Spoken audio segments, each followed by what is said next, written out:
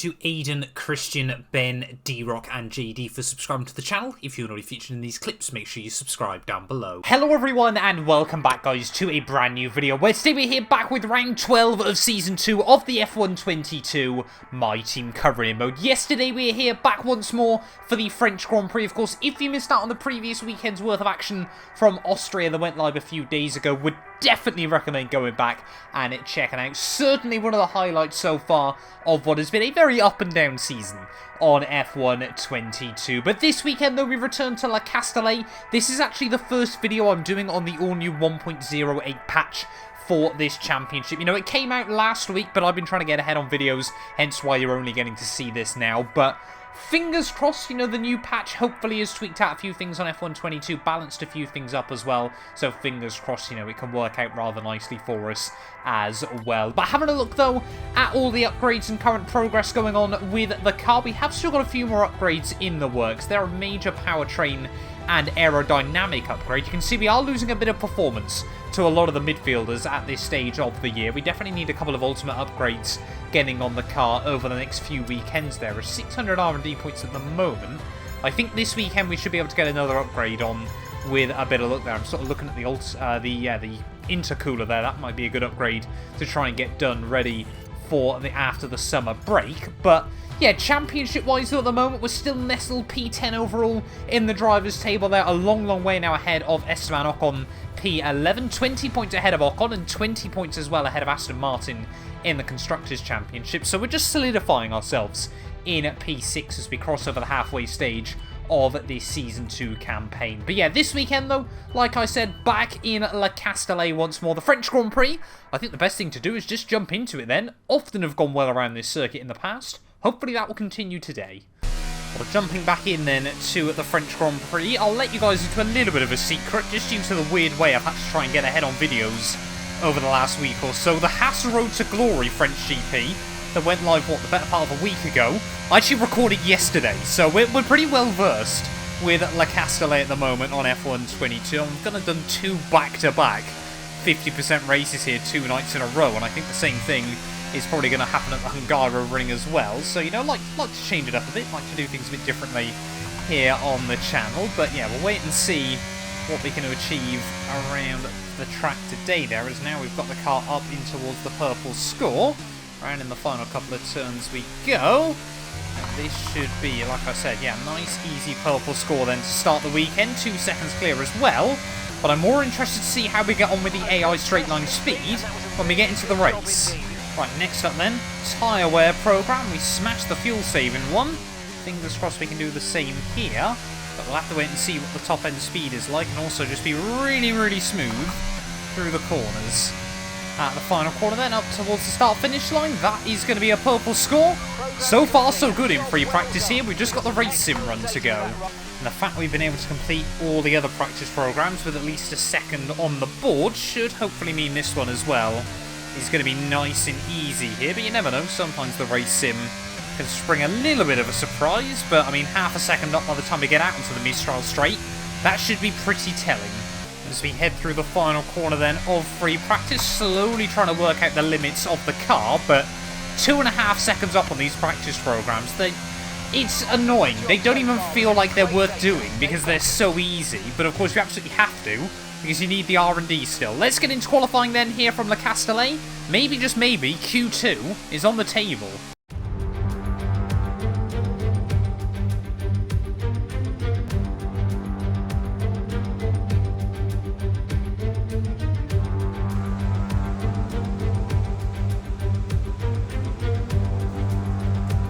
Right, I'm going to be honest with you. I might have forgot quite an important story at the start of this video. Oscar Piastri, I can't believe I forgot to mention this, has left the team. Now, he wanted a car that was at least 10th best on the performance chart. Now, don't get me wrong, we've had a car that is certainly able to fight a bit higher up the order, but Oscar Piastri refused to re-sign for us on F1 22. So we ended up having to bring in, actually, a local Frenchman in Théo Pourchaire onto the roster. It's because the last video I recorded from this was like a week ago, and I kind of went through all the contract stuff then, just expecting to sign Oscar Piastri back up. He then didn't, so now we've got Teo Porchera in the second seat. Now, there's been no other driver moves so far that I've seen. But yeah, Oscar Piastri is out and Teo Porchera is in. Apparently, we didn't get the contract signed, just like Alpine.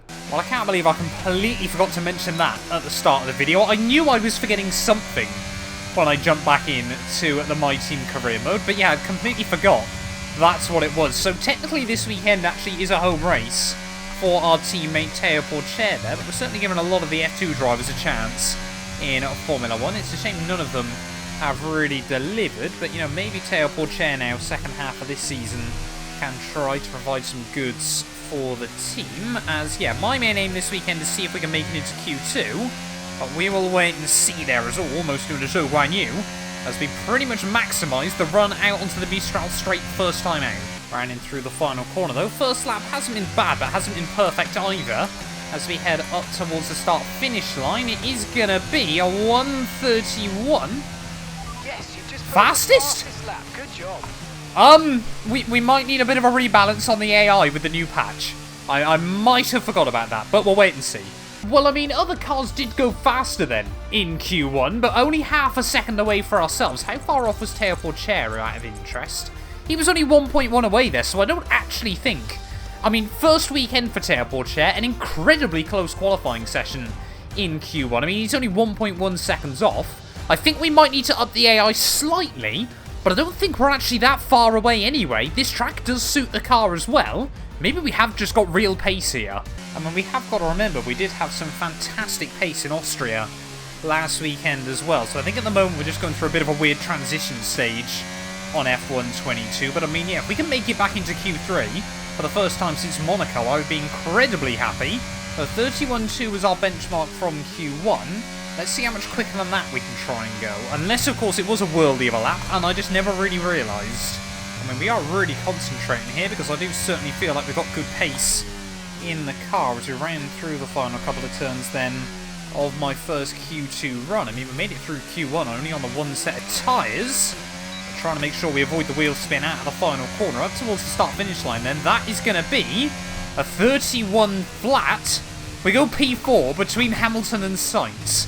I think, yeah, we might have to up the AI slightly for the race, but we're doing quite well. Right, final run then in Q2. Only really going back out just in case everyone else rapidly improves their times, as the Castellet is starting to get a little bit more overcast here. I think there is meant to be rain on the horizon in Q3. We'll wait and see what we can do then. There's already half a tenth up through the first sector. Just wait and see then as we head through here. Try and keep it nice and tidy. But yeah, really what we're trying to do is just cover off in case a load of other cars do improve. That was a nice hook up out onto the Mistral straight once more. They're a tenth and a half up now as we head down here, but still hanging on in P4 at the moment, so we might be able to abandon this lap once the last few cars have rounded through the final couple of turns there. It's getting really nice and tidy through here. I mean, it's good practice for our final run in Q3 there, but yeah, definitely feel like getting in between the Mercs and the McLarens is probably a bit optimistic for the upgrades we brought this weekend. There was purple actually through the middle sector, but I mean, we're up still at the moment, and we are now definitely nestled inside the top 10. Horrible run as we went through Seaton Corner. Might be able to recover a little bit of time on the exit. But yeah, there's no real point in finishing out this lap. It is only going to be a 10th improvement. And even that's now eroding away from us. So we'll dive back into the pit lane then. But that's us into Q3 for the first time since Monaco. We will absolutely take that. Well, there we go then. Lando Norris fastest ahead of Valtteri Bottas and Lewis Hamilton. But yeah, P4 for ourselves there. A long, long way clear as Sergio Perez out in Q2 for the French Grand Prix. It's certainly not what Red Bull would have wanted. No other major surprises though out in Q1. George Russell down in P8. I'm sure he wouldn't be too happy with that. But yeah, could still be very, very close really from ourselves down to Charles Leclerc. We're going to need one worldly of a lap as we get into Q3. Right, let's go for it then. Into Q3 we go. And apparently, yeah, maybe having Teo Porchera on the team is giving us some massive OP here in French GP qualifying. Like I said, I'm definitely going to up the AI by a few clicks before we get into the race there. You know, just trying to find that sweet spot once more on F1 22 as we head through the first couple of turns. Oh, really chucked it nicely over the curbs there. Just got to try and keep it between the white lines, braking at about 75 metres. So you dart it through turn 3 And then through turn 4, keep it over on the left-hand side, swing it through the right there as you attack the curbs. A little bit of a bump on the inside there, and now you try and ride the throttle out onto the Mistral straight there. Attack the curbs on the exit, and then you want to keep the car right over on the right-hand side there as you activate the DRS down the Baxter Raceway there. Try to avoid the curbs on the outside before you get into the braking zone. Launch the car over the curbing there. It's a horrible run as Lando Norris immediately down into a 31.4. And that's going to be our first lap in the bin immediately there. We know there's pace in the car. I reckon a 31 is doable, but that's not going to help me. Oh, no. No, no, no, no, no. As we get in towards our final run then, in Q3 there, the rain has just started to spit down there, literally as we're getting ready to start our final lap of qualifying. So we said there might have been rain on the horizon when we get into Q3, but will it make a difference? Or can we still try and get a lap in here? Sometimes the track can get very, very slippery almost immediately on F1 22. Other times, you're going to hang on for a couple more laps there. It's again nice and tidy through turn 1 and turn 2. But now we really need to try and get focused in, because we could still end up moving ourselves up the order there. Let's really attack the curbs once more through turn 4. Oh, track there, just a little bit of a wobble as we try and put the power down. But so far, so good there, as now we can see a little bit of rain starting to form up on the camera as well. That's never a good sign on F1 22, as Lando Norris has been shuffled down to P6 at the moment, and a lot of other cars have seemingly found a bit more time as we're going to chuck it in through the curbs in towards the Mistral straight chicane now. We're really trying to ride the curbs on the exit still. I mean, we were setting mid to high 50s previously, and we're still setting mid 50s here, so it looks like the track conditions aren't changing too much at the moment. But as we head in towards turn 9 and now down in towards Scene Corner, make sure we don't loop it round here. So we just missed the apex a little bit there and struggle to have confidence to get back on the throttle on the exit. Really got to try and keep it tidy through these final few corners. Then a little bit of a wobble as we head now down. 2 more corners to go of this qualifying lap. Will we be any higher than P10 on the grid for the French Grand Prix? You can see everyone else is trying to improve at the same time there. Ride the throttle up towards the line though. Now you just watch the clock slowly tick by. It's not a 30. It is a 31.3, and that puts us P6. Well, a very, very mixed up end to qualifying there. Russell, Ricciardo and Lando Norris all not really able to get laps in that I'm sure they felt was a representative there, but that means 6 cars from 6 different teams make up the top 6 there at the end of qualifying. GG's to Valtteri Bottas as he continues to try and close down the gap to Hamilton in the World Championship. But Bottas on pole then, here in Le Castellet. I'm going to up the AI by 2 clicks, and fingers crossed that'll find us a balance ready for the French GP. This channel is proudly sponsored by Bybit, the official crypto partner of Red Bull's Formula 1 team. I've been using their platform for my personal crypto savings over the last few months, and when they got in touch to support the channel, I was super, super excited. Currently, they're offering you guys a special new promo for the first 100 of you to deposit $10 or more onto the platform. You'll get another $10 free. Also, 5 lucky winners will get their initial deposit doubled up to $1,000. That means if you deposited $1,000 onto the platform using my codes below, you could be within a chance to get another $1,000 completely free. We've seen the landscape around crypto drastically change over the last couple of years, and I genuinely believe it holds an important place in our future. However, please be careful as always when trading, as you are liable to lose money. But if you're interested and you're 18 or older, click the link down below to get started and see why Red Bull and myself, as well as thousands of others, trust Bybit as their crypto. Here we are again then at Le Castellet for another round of this year's Formula 1 World Championship. Renault took their first French Grand Prix win all the way back in the inaugural race in 1906, but it was another 73 years before they could take their second. I'm sure Alpine will be pushing hard to delight the local fans here today. A lap of Paul Ricard then consists of 15 corners and a total length of around 3.6 miles. Drivers will need to position their cars carefully on the exit of the flat-out turn 10, ready for the double apex right-hander at 11. Watch out for potential overtaking action at the end of the start-finish straight and into the heavy braking zone of turn 8. Before we begin, let's take a quick look at the grid lineup for today's race. Valtteri Bottas lines up on pole position, edging out Max Verstappen, who'll start from P2. Considering the rest of the grid, we have Leclerc, Hamilton, Pierre Gasly, Mr. Monaco, Norris, Sainz, Russell and Daniel Ricciardo, Perez, Mick Schumacher, Esteban Ocon and Tsunoda, Drugovich, Albon, Kevin Magnussen and Lance Stroll, Théo Pourchaire, Schwartzman, Joe and Nicholas Latifi. It's almost time for those 5 red lights to go out then. Let's see who can prevail today. Natalie Pinkham joins me once again in the commentary box. It's fantastic to have you with us today. I'm curious though, how do you think the drivers stop those pre-race nerves from becoming overwhelming when you're lining up on the grid? Well, I imagine they'll be starting to feel the adrenaline as they anticipate the rundown into turn 1, a bit like preparing to go into battle. The unknown situation will bring nerves, but that's a good thing.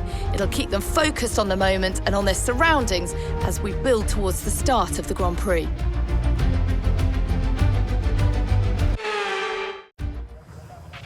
Okay, this is our engine supplier's home Grand Prix, so let's give them a race worth watching. Right, well here we are then on the grid, ready for the French GP here from Le Castellet. 27 laps ahead of us, and we might see some changeable conditions today. So that is certainly going to make things very, very spicy then. Like I said, I've upped the AI ready for the race today. It's going to be a bit of experimentation to see how we get on. But yeah, changeable conditions then. That, like I said, might make things very, very interesting here. Whether it's going to get wet enough for a set of inters, and then we'll move back to dries, I don't really know just yet. We'll have to wait and see as to what happens. But yeah, starting P6, one of our best qualifying sessions of the year. We might go backwards a little bit today. I'm still trying to, just balance things out once more on F1 22. Always the fun with a new patch. But yeah, fingers crossed today. We can try and just have a good race, and most importantly, hope the AI aren't completely OP down the straights. Okay, expect to see some rain about 10 to 15 minutes from now. Right, okay, so rain is predicted then very, very early on in the Grand Prix. Team saying 10 to 15 minutes from now. This could be a very, very weird and wonderful French GP. Yeah, as always, though, the real question is, will the rain get heavy enough here, as we're going to try and do some burnouts at the final corner. Gotta try and get my starts nailed once more on... Oh no! Oh, dearie me. On F1 22, I'm really going to try and focus on making sure we're just using slightly less revs on the start procedure here, but in towards our grid slot we go.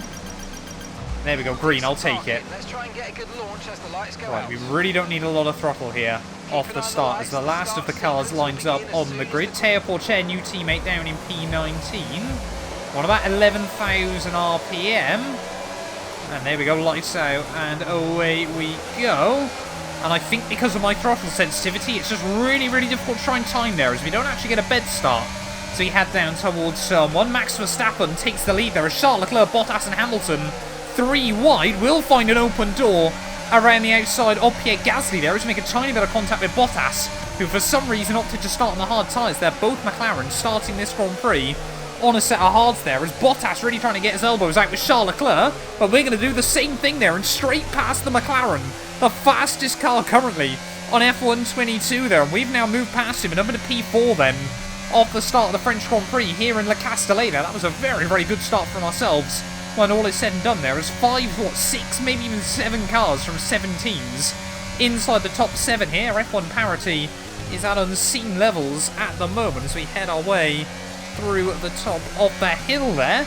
Yeah, Max Verstappen, of course, Red Bull have not had a win all season long. He'll be longing to try and put that thing back on the top step of the podium today, but he's going to have a long old afternoon to try and do it. I mean, Ferrari and Red Bull have brought some big upgrades in recent weeks to bring themselves back closer to Mercedes and McLaren, but Hamilton, of course, is probably focused on the bigger picture. He wants to try and keep his gap over Bottas. Of course, McLaren coming to this weekend 5 wins on the bounce after Mercedes opened the season up with 5 wins on the bounce, but through the final couple of turns of lap 1, we've already got Bottas still trying to apply the pressure, but the fin on the hard tyres there, he is going to have a bit of a disadvantage. But yeah, we've done everything we possibly could there at the start of this Grand Prix. Now we've just got to hope we can get inside the DRS of Charles Leclerc, but I'm not optimistic. I mean, I guess the good thing I'm understanding early on, though, is the AI definitely don't have a massive advantage out of the corners anymore. I mean, Bottas still should be quicker than me. You know, there's having an advantage, and then there's having just an OP advantage. So, I mean, we probably will still see Bottas fly past us over the next few laps. But yeah, on corner exits, Charles Leclerc is not suddenly gaining 3/10 on me anymore. Hopefully, yeah, this has made a big, big difference. Team still saying rain 10 to 15 minutes from now. We're just going to keep our eyes on the sky. As Bottas, yeah, is definitely starting to close in. Luckily, Gasly has dropped back. So even if the Finn does get past me, we're not then suddenly just going to get jumped by car after car. Well, you think in a McLaren, Valtteri Bottas would just be able to fly past me, but we often saw back in his Mercedes days how he couldn't really do anything against some very much slower cars there. I mean, we're not really trying to hold him up at the moment, as now finally Bottas might be able to get the run here. Shouldn't have taken him 5 laps to do so, but Lando Norris now climbs up into P6 further back. But yeah, I mean, we're hanging pretty firm at the moment. Definitely with the new patch on the game has certainly made things a lot fairer. I mean, we could really try and get a run back on Bottas, but it's probably not the battle we really should be focusing on today. I mean, for us it should be sort of Pierre Gasly and all the huge train of cars further back.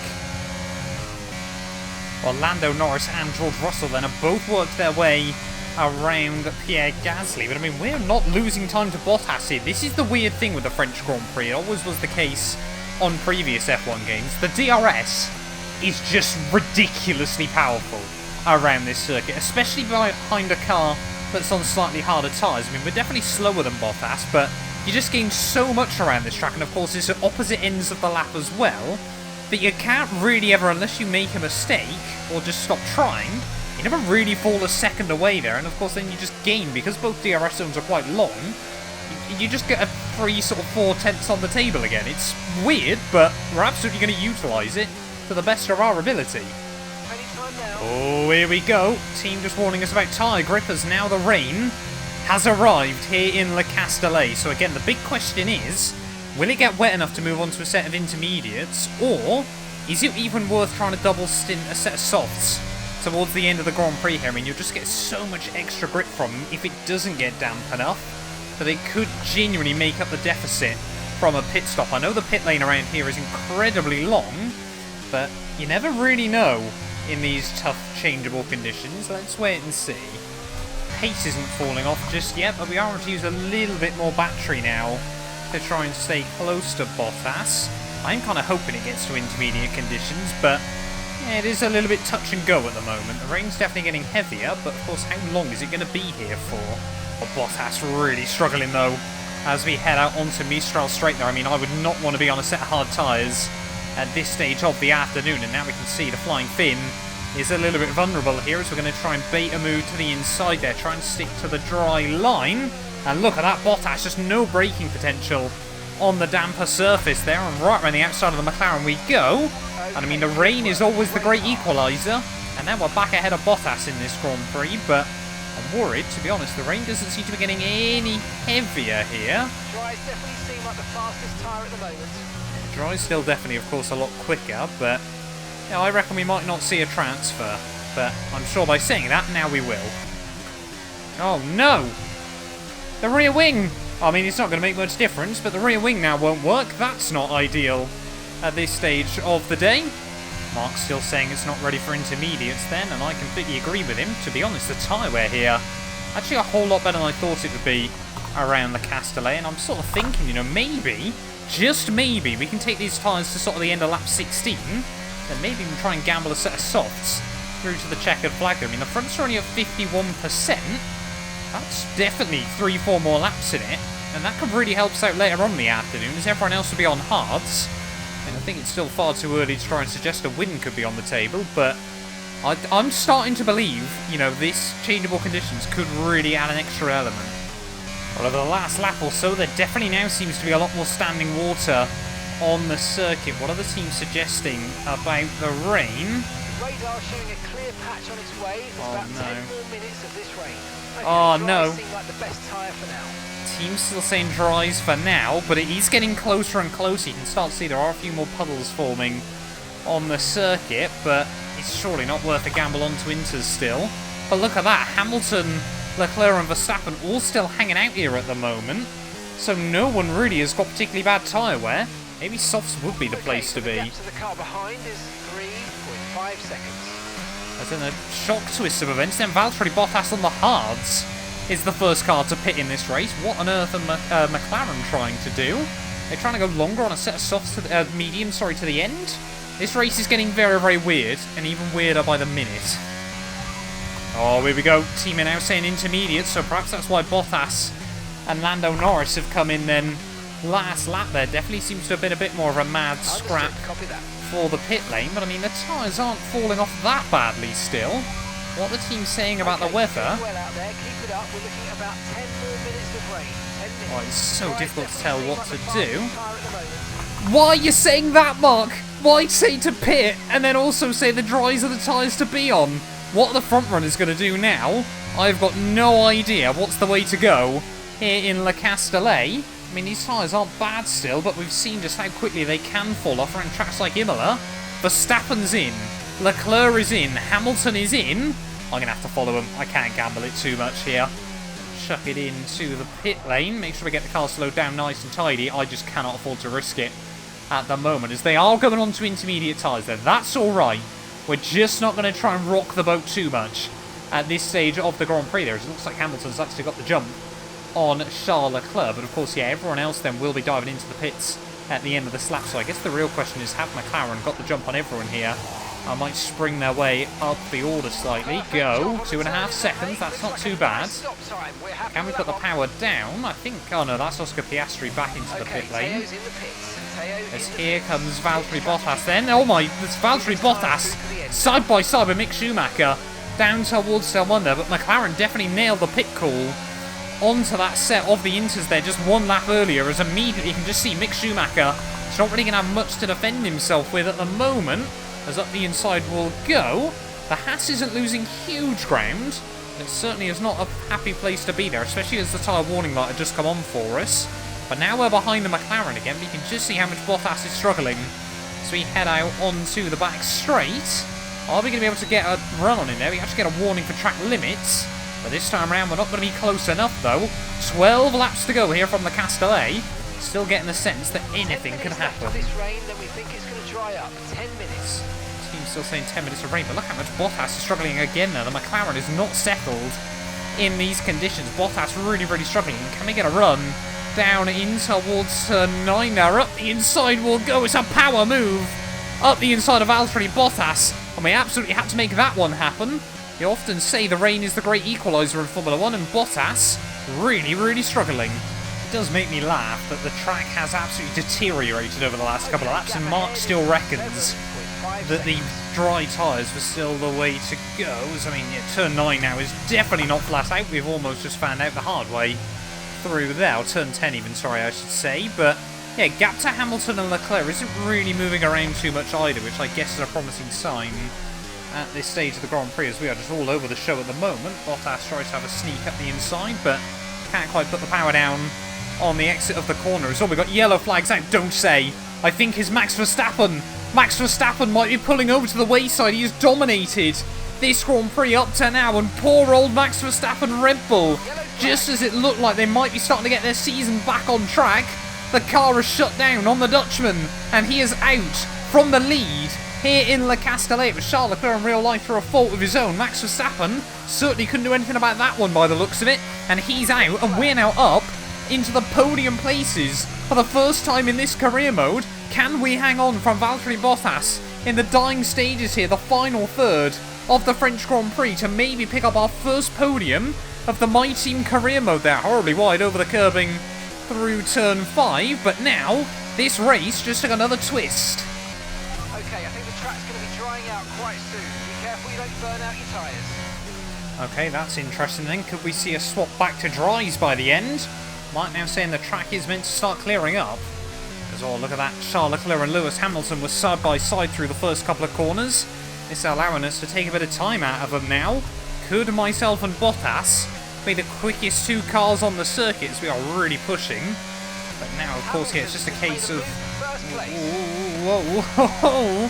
We are getting very, very loose and lively here, but the gap's already come down nearly 2 seconds on this lap alone. If Charles Leclerc and Lewis Hamilton keep hounding each other, maybe this could end up being a scrap for the win.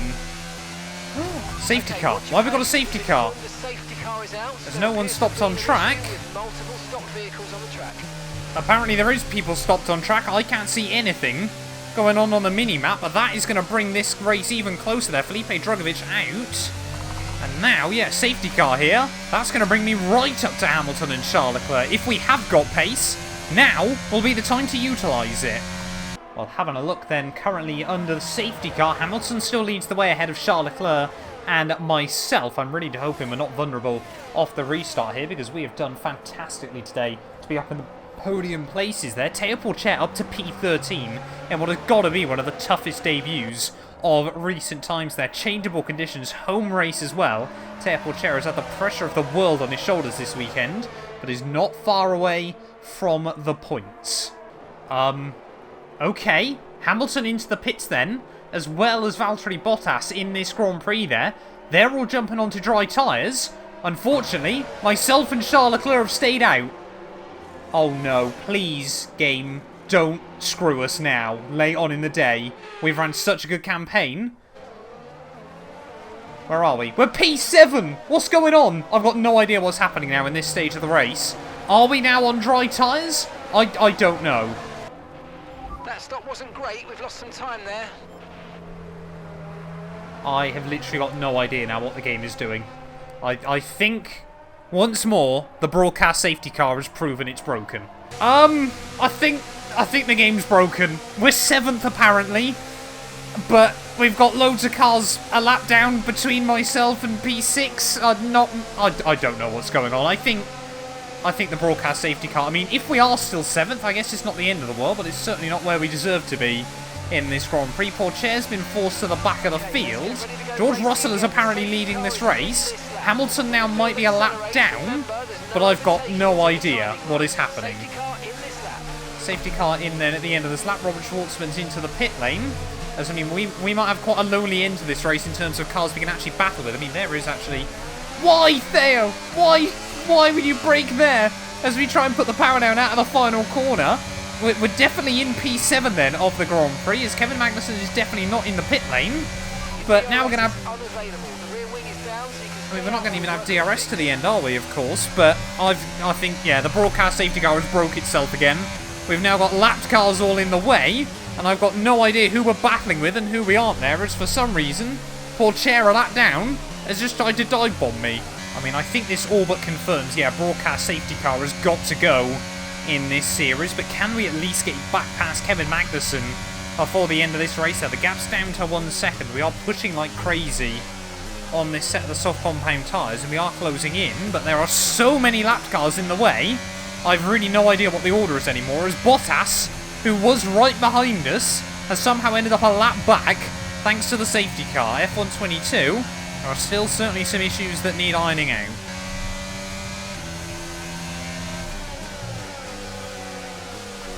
That is some shocking driving by Nicholas Latifi there. I mean, mine wasn't much better, but that is incredibly frustrating as you're trying to battle with the car in front, and Latifi just decides he's going to sit on the apex. Yes, I'm well aware. Right, final lap then here from Le Castellet, and luckily it looks like we've got the DRS back online here as we're still trying to close in the gap on Kevin Magnussen. Albon, please!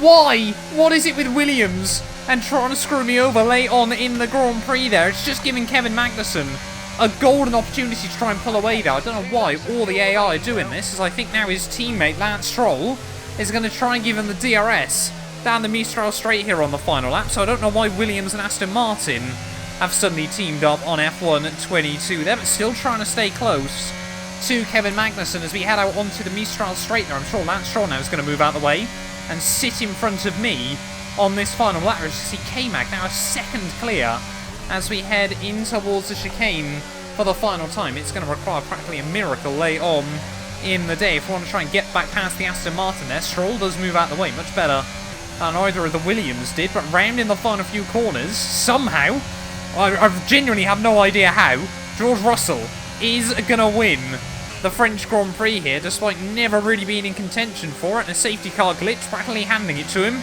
on a silver platter there. Charles Leclerc is going to come through for P2 there, so second weekend in a row that Ferrari have had a P2, so they're definitely getting a little bit better on F1 22, but unfortunately for us, Latifi and Albon are going to stop me from trying to get a P6 at the end of this Grand Prix. But I mean, P7 back in the points once more. We've been robbed of a podium chance today, but I mean, we've got to take the points still as we try and balance out the game. And that's the end of the race. We'll see you in Parc Fermé.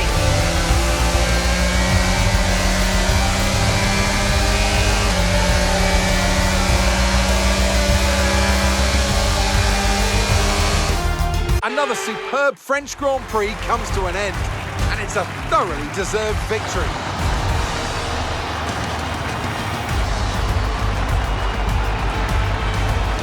So, Natalie, what do you think helped them deliver this result? I think the key here was just the quality of racecraft. I mean, how many overtakes did they make overall? I'm sure we have a stat person keeping scores somewhere, and it was fantastic to watch, wasn't it? This is a strategic sport, but it's always really gratifying to see close-fought battles on track. It's what all the fans are after.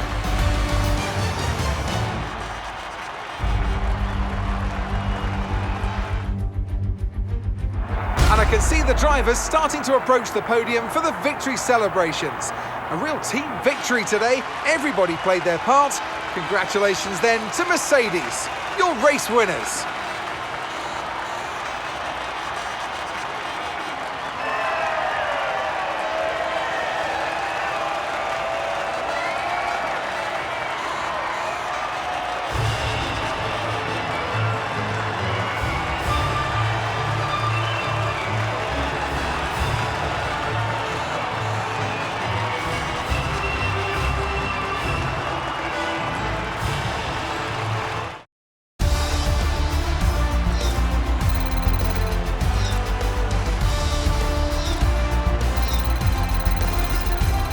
So let's see what effect this result has had on the drivers' standings. Well, that lead at the top has somewhat shrunk today.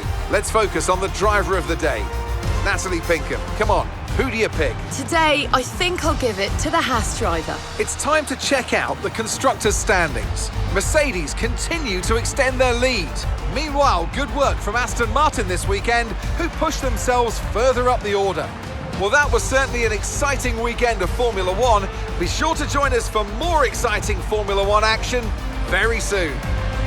Well, there we are then, the end of the French Grand Prix. And I mean, yeah, I did find that quite funny that Crofty said a deserved victory for George Russell there. I mean, 9th to 1st is not bad going. It's a shame it was completely scripted by the game there. Charles Leclerc, though, he definitely did deserve P2 today. Ran a fantastic race there and thoroughly deserved the points that he got. Sainz for Alpine, I guess that's a feel-good story for them. Somehow walking away with a podium. They're ahead of Ricciardo, Lando Norris, K-Mag and myself. With Perez a lap down, Hamilton and Ocon rounding out the top 10 there. I mean, yeah, like I said, broadcast safety car I think has got to go on F1 22. It normally works alright, but today, once again, it has blundered there. Drugovich and Max Verstappen, the only cars not to make it through to the checkered flag there, but it does mean championship-wise, George Russell re-jumps Bottas for P2 overall in the table. Sainz jumps Perez. K-Mag now jumps past Esteban Ocon as well. Yes, still safely sat in P10. Constructors-wise, though, Aston Martin will take a couple of points out of us this weekend,